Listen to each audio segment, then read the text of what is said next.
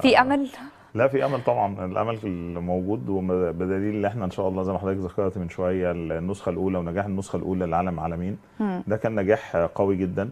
وحقيقه انا يمكن الاخ العزيز كان بيذكر من شويه الساحل الاعلامي الشمالي. خالد المجرشي. طبعا الاستاذ خالد استاذنا. فقصه خلينا نتكلم عن الساحل زي ما هو ذكر. الساحل الشمالي النهارده هو اكتشف من حوالي سنتين بس، مش 4 5 سنين بالنسبه للاشقاء العرب او بالنسبه لدول الخليج. كان فضل كبير جدا للعالم عالمين النسخه الاولى ونجاحه.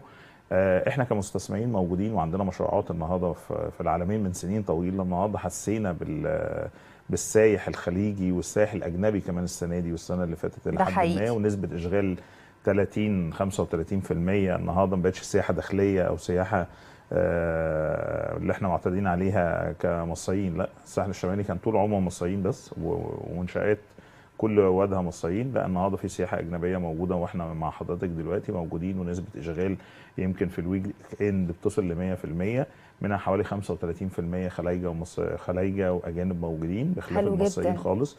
الويك دايز الايام العاديه ممكن توصل فيها نسبه اشغال من 80 ل 85%، وما زالت بعض السياحه بتبقى من خلال شهر 6 لغايه شهر 9.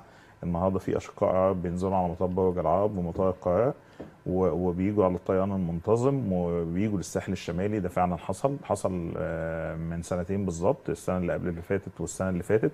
نجاح بقى العالم عالمين والمهرجانات اللي حاصله فيه والايفنتات والحاجات العالميه والمطربين، وليه تاثير قوي جدا على الاستثمار السياحي. طبعا ليه تاثير على الاستثمار السياحي بشكل عام وعلى السياحه كلها في مصر. النهارده برضه السائح اللي بيجي ما بيكتفيش بالمنطقه الساحل الشمالي بس، ممكن بيروح اسكندريه، بيروح القاهره حسب الطيران اللي هو نزل عليه. في منهم ناس تانية كمان بتكمل برامج وبتطلع منها على الاقصر، بتطلع منها سوريا على الغردقه وشرم الشيخ.